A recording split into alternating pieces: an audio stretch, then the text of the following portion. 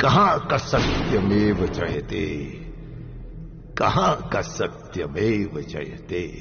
Supreme court के जजेस, high court के जजेस जरूर इसको देखें और आत्मचिंतन करें कि भारत की न्याय प्रणाली कहां पहुंच गई है। भारत में टोटल 5 करोड़ केसेस तो वो हैं जो district court, high court, supreme court में है। इसका मतलब 5 करोड़ परिवार न्याय की आशा में बैठा हुआ है। ऑन एन एवरेज एक परिवार में 6 आदमी रख लीजिए, तो यानी 30 करोड़ लोग न्याय की आस लगाए बैठे हुए हैं। 30 करोड़ का मतलब एक अमेरिका, 30 करोड़ का मतलब 15 ऑस्ट्रेलिया, 30 करोड़ का मतलब 7 कनाडा, 30 करोड़ का मतलब 1.5 ब्राजील। इतने लोग भारत में न्याय की आस में बैठे हुए हैं। और ये 5 करोड़ केस तो वो हैं जो district court, high court, supreme court में है। इसके पैरेलल हमारे देश में एक और जुडिशियल सिस्टम है, उसको कहते हैं तहसीलदार, एसडीएम, एडीएम, डीएम, कमिश्नर, जहां पे चकबंदी के मुकदमे चलते हैं। वो इस 5 करोड़ में काउंटेड नहीं है। जो तहसीलदार के यहां मुकदमा होता है, एसडीएम के यहां मुकदमा होता है, एडीएम के यहां होता है, डीएम के यहां होता है, चकबंदी अधिकारी जिसको सीओ कहते हैं, डीडीसी कहते हैं, एसओसी कहते हैं, वो एक इसके पैरेलल में है। और 5 करोड़ मुकदमे वहां पे भी चल रहे हैं। इसका मैं लाइव एग्जांपल देना चाहूंगा भारत की ब्लैक जस्टिस सिस्टम का। 1985 में जौनपुर में एक 10 बीघे जमीन का मुकदमा शुरू हुआ था। अभी वो सबसे नीचे पायदान पे है, जिसको कहते हैं चकबंदी अधिकारी। 1985 में मुकदमा शुरू हुआ, 2023 आ गया, लगभग 37 साल बीत चुके।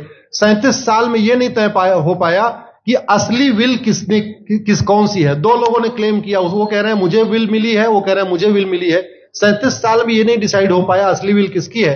अगर मान लीजिए आज डिसाइड हो जाए तो सीओ के बाद एसओसी, एसओसी के बाद डीडीसी, डीडीसी के बाद हाई कोर्ट, हाई कोर्ट के बाद सुप्रीम कोर्ट, यानी अभी 35 साल और लगेगा, 70 साल लगेगा। सेकंड जनरेशन मुकदमा लड़ रही है, ऑलरेडी सेकंड जनरेशन मुकदमा लड़ रही है। और इसी स्पीड से काम हुआ तो मुझे लगता है 3rd जनरेशन आके मुकदमा जाके तब जाके सुप्रीम कोर्ट पहुंचेगा। दूसरा एग्जांपल, एक ग्लेरिंग एग्जांपल आपको देता हूं। 1971 के वॉर में पाकिस्तान में बम फेंकने वाले, पाकिस्तान के फौजियों के बहुत सारे बैंकर तोड़ने वाले एक कर्नल कबोत्रा है, पंचकुला में रहते हैं। दुश्मनों को उन्होंने दांत तोड़ दिए। आज 2000 से उनके मकान पे किसी ने कब्जा किया हुआ है। 2023 आ चुका है, 23 साल में वो अपने मकान को नहीं छुड़ा पाए। अभी मामला पंचकुला की डिस्ट्रिक्ट कोर्ट में है, उसके बाद चंडीगढ़ हाई कोर्ट जाएगा, फिर सुप्रीम कोर्ट जाएगा। तो 23 साल में वो सबसे नीचे पायदान पे है।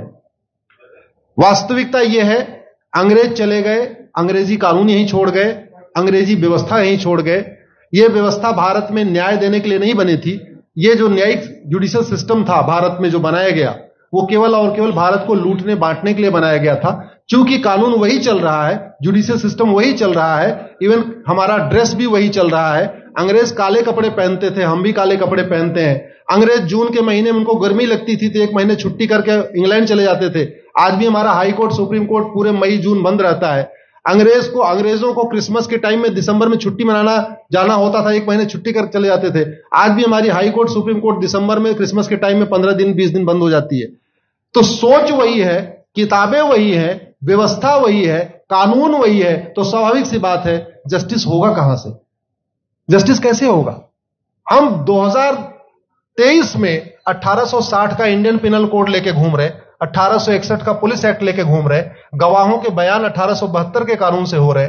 हमने सब कुछ वर्ल्ड क्लास कर लिया, लेकिन अपने जस्टिस सिस्टम को कंपेयर करने की कोशिश ही नहीं किया। जितने में एक एयरपोर्ट बनता है, एक एयरपोर्ट बनाने में 25,000 करोड़ की लागत आती है। अगर हमारी सरकारों ने एक एयरपोर्ट की कीमत जुडिशियल सिस्टम पे खर्च कर दिया होता तो हमारी न्यायिक व्यवस्था अच्छी हो गई होती। आज घटिया, चूंकि अकाउंटेबिलिटी नहीं है, जुडिशियल सिस्टम में कोई अकाउंटेबिलिटी नहीं है। किसी के साथ न्याय हो जाए, अन्याय हो जाए, कोई फर्क नहीं पड़ता। निर्दोष को जेल हो जाए, जज की कोई अकाउंटेबिलिटी नहीं। दोषी को बेल हो जाए, जज की कोई अकाउंटेबिलिटी नहीं।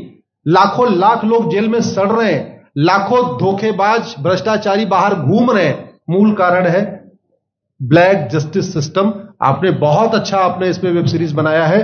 और इस देश में world class airport, world class highway, world class shopping mall, सब कुछ वर्ल्ड क्लास बना लिया। इनफैक्ट अपना मोबाइल का डेटा सुरक्षित रखने के लिए हमारे सांसद, विधायक, जज आईफोन भी यूज करते हैं। अमेरिका का आईफोन यूज करते हैं हमारा डेटा सुरक्षित हो जाए, लेकिन भारत सुरक्षित हो जाए उसके लिए यह नहीं देखते कि जापान में कौन सा कानून है, अमेरिका में कौन सा कानून है, सिंगापुर में क्या अच्छा चल रहा है। कनाडा में रेंट का मामला एक डेट में खत्म होता है। सिंगापुर में अभी कुछ दिन पहले एक व्यक्ति के पास 900 ग्राम गांजा पाया गया, उसको फांसी हुई है। दोबारा वहां ड्रग स्मगलिंग होगी क्या? तो भारत में चाहे वो ड्रग स्मगलिंग है, माफिया राज है, ह्यूमन ट्रैफिकिंग है, इन सब के लिए हमारा जस्टिस सिस्टम जिम्मेदार है। कोई भी अपराध होता है उसमें दो पक्ष होता है, एक पीड़ित, एक अपराध करने वाला। जो पीड़ित होता है वो चाहता है जल्दी उसको न्याय मिल जाए, अपराध करने वाला चाहता है मुकदमा लंबा चले। भारत का न्यायिक सिस्टम अपराध करने वाले के साथ खड़ा है। बलात्कारी चाहता है उसका मुकदमा 30 साल चले और मुकदमा 30 साल चलता है। भू माफिया चाहता है कि गरीब की जमीन पे कब्जा कर ले, उसका मुकदमा 50 साल चले और आज की डेट में मुकदमा 50 साल चल रहा है। इसका मतलब वर्तमान न्यायिक सिस्टम बलात्कारी के पक्ष में है, भू माफिया के पक्ष में है, ड्रग स्मगलर के पक्ष में है, ह्यूमन ट्रैफिकर के पक्ष में है, नक्सलियों के पक्ष में है, माओवादियों के पक्ष में है, जो लोग देश विरोधी काम कर रहे हैं उनके पक्ष में है। 40 साल 50 साल के बाद किसी व्यक्ति ने मिलावट करके लोगों का स्वास्थ्य खराब कर दिया, उसको 50 साल के बाद सजा हो रही है। इस बीच उसने कम से कम पता नहीं कितने लोगों का और भी कर दिया। तो ये जो जस्टिस सिस्टम होता है दवा की तरीके काम करता है।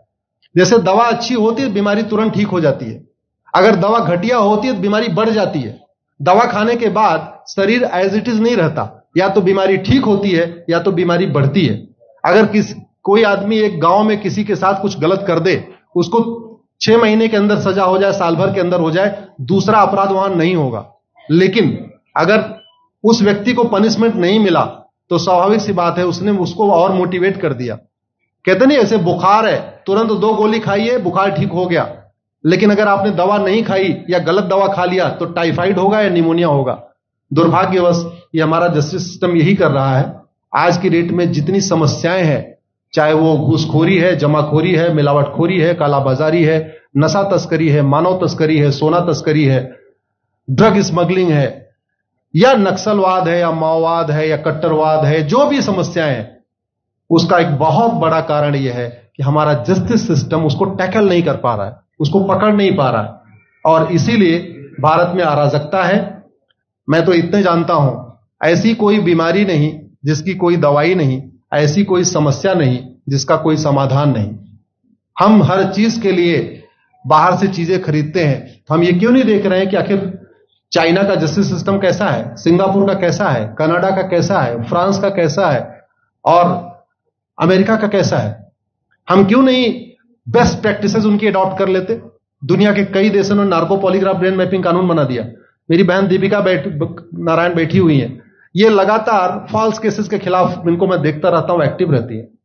एक कानून बन जाए नार्को पॉलीग्राफ ब्रेन मैपिंग और कंप्लेन पे अंडरटेकिंग ले लिया जाए कि जो कुछ मैं शिकायत कर रहा हूं इसके लिए मैं अपना नार्को पॉलीग्राफ ब्रेन मैपिंग कराने के लिए तैयार हूं, हजारों की संख्या में फेक केसेस खुद ही खत्म हो जाएंगे। आज की डेट में लोग जुडिशरी की लापरवाही के साथ साथ फर्जी केस से परेशान है, फर्जी गवाही से परेशान है, फर्जी एफआईआर से परेशान है, हजारों परिवार परेशान है। कई बार देखा गया कि जो फैमिली के केसेस होते हैं उसमें कितने सारे फेक केसेस भी आ रहे हैं।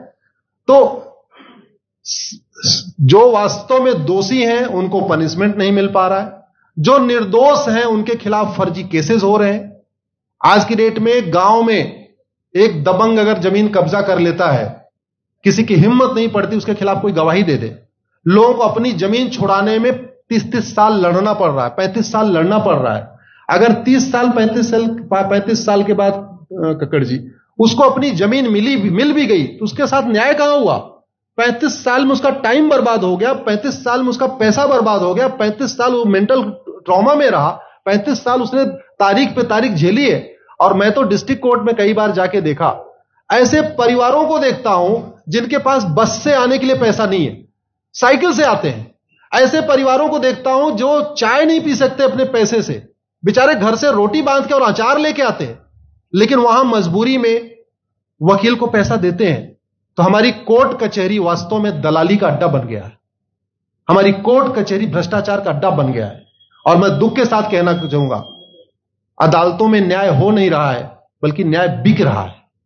जिनके पास पैसा है, वो उन्होंने कितना बड़ा क्राइम किया हो, मर्डर किया हो, रेप किया हो, उनको जमानत हो रही है।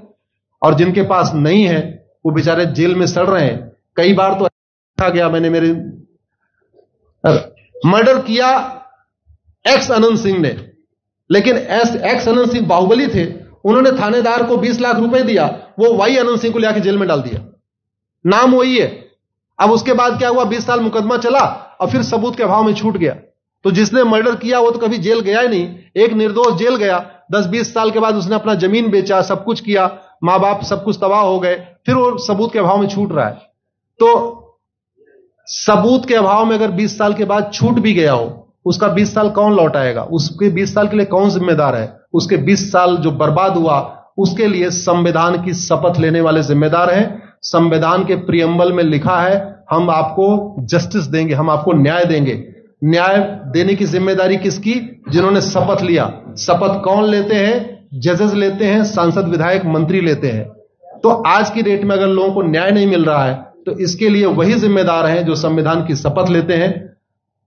संविधान की शपथ लेने वालों को वेतन, भत्ता, गाड़ी, बंगला इसीलिए मिलता है कि लोगों को न्याय मिल सके, फास्ट जस्टिस मिले, कंप्लीट जस्टिस मिले। अनफॉर्चुनेटली कंप्लीट जस्टिस मिलने में तो 50-60 साल लग जाता है, फास्ट जस्टिस तो सपना हो गया है। इसलिए आज आपने जो ये वेब सीरीज बनाई है, मैं आपको धन्यवाद देता हूं। एक ऐसे विषय पे जिसपे कोई टच नहीं करता, लेकिन जिससे करोड़ों लोग पीड़ित हैं। मैंने कहा ना, 5 करोड़ लोग सीधे district court, high court, supreme court के केसेस से पीड़ित हैं, और 5 करोड़ मुकदमे एसओसी, डीडीसी, तहसीलदार के यहां चल रहा है। तो अगर 5 करोड़ से 30 करोड़ लोग इधर पीड़ित हैं, तो उधर भी पीड़ित है। वास्तव में बहुत बड़ी संख्या भारत में इसी से पीड़ित है। और अपराध, भ्रष्टाचार और जितनी भी अराजकता चल रही है, उसका मूल कारण भी यही है। जस्टिस सिस्टम अच्छा हो जाए, कानून सख्त हो जाए, कानून का खौफ पैदा हो जाए, न्यायपालिका का खौफ पैदा हो जाए, और ये थाने जो दलाली के अड्डे बन गए हैं, तहसील जो दलाली का अड्डा बन गया है, डिस्ट्रिक्ट कोर्ट जो कमीशन खोरी का अड्डा बन गया है, अगर इस पे कंट्रोल हो जाए तो वास्तव में भारत में फिर से राम राज्य आ सकता है। अगर जुडिशियल सिस्टम अच्छा हो जाए, तो जो राम राज्य की कल्पना है, धर्म की जय हो, अधर्म का नाश हो, प्राणियों में सद्भावना हो, विश्व का कल्याण हो, मुझे लगता है उसको फिर से जीवित किया जा सकता है। आपने मुझे बुलाया कपिल जी, मैं आपको धन्यवाद देता हूं। और ये फिल्म बनाने के लिए, ये वेब सीरीज बनाने के लिए बहुत बहुत धन्यवाद देता रहता हूं। दीपिका जी लड़ती रहती हैं, इनको देखता रहता हूं। बहन नेहा जी आई हैं, ये अपने गानों से मुझे लगता है बहुत अच्छा आप लिखती हैं। और इसी तरीके से कड़वा सच आप लिखते रहिए, कड़वा सच गाते रहिए। लोग आज की डेट में, यंग जनरेशन कड़वा सच सुनना चाहती है। मीठे झूठ ने इस देश में शुगर, डायबिटीज पैदा कर दिया। भारत केवल लोग डायबिटीज से नहीं पीड़ित हैं, बल्कि हमारी व्यवस्था को डायबिटीज हो चुका है। और उस डायबिटीज को दूर करने के लिए नेहा राठौर जैसी बहनें जो सही बात कह रही हैं, दीपिका जी सही बात कह रही हैं, आप लोग जो है बहुत अच्छा काम कर रहे हैं।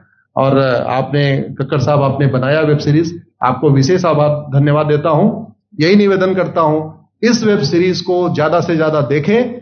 और खास तौर पे अगर आपके जानने वाले कोई जज हैं, कोई आईएएस हैं, कोई आईपीएस हैं, मंत्री, सांसद, विधायक हैं, उनको भी एक बार फोन करके, व्हाट्सएप करके एक बार कहिए कि वो भी इसको जरूर देखें। क्योंकि अल्टीमेटली न्यायिक व्यवस्था बदलने की जिम्मेदारी उन्हीं की है जिनको वेतन, भत्ता, गाड़ी, बंगला, free air ticket, free rail ticket और वीआईपी व्यवस्था मिलती है। ये व्यवस्था उन्हीं को बदलनी है। जय हिंद, धन्यवाद।